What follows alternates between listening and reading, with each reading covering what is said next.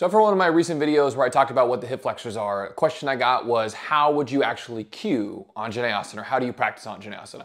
So I thought, you know what, I'll just do a quick video describing how I would practice it and how I teach it. But I want you to remember, right, your primary hip flexor is your rectus femoris. It's one of your quad muscles, and it connects from your pelvis and runs down through the knee.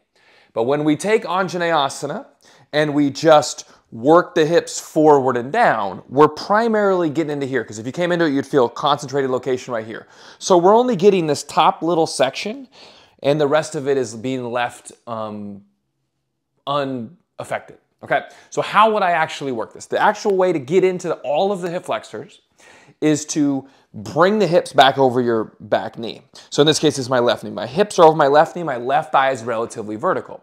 Now this back foot, toes can be tucked or untucked. Just find whatever works for you.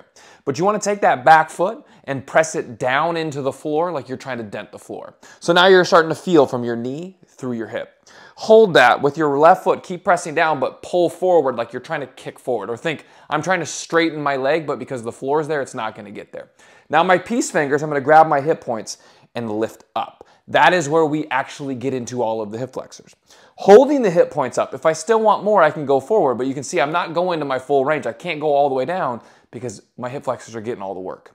So I'm not going to be as in this position with my butt sticking backwards and my belly sticking forward, and I'm here going, oh, this is beautiful, right? I'm bringing it back. Everything is vertical. I'm a little bit more boxy, and I'm going forward. I am maximizing my hip flexors, because if my butt pops back, if I come into it, if my hip points drop, I've released actually the hip flexors.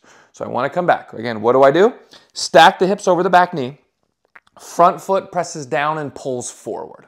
Hip points lift up. If I want to, I can shorten this stance, but I want to pull that foot back to stabilize the hips, and then I go forward, reach the arms up. Now, the hips are a circle, right? They run all the way. Your hip flexors don't just run on the front. There's a little bit to the inside. So varying the arm, reaching up and over, I'm going to get a different spot.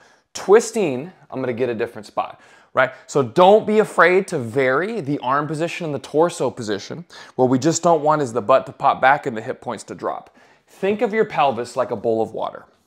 We want the hip points to be lifting up so it's a neutral bowl, because if they're pointing downwards, the water's going to spill.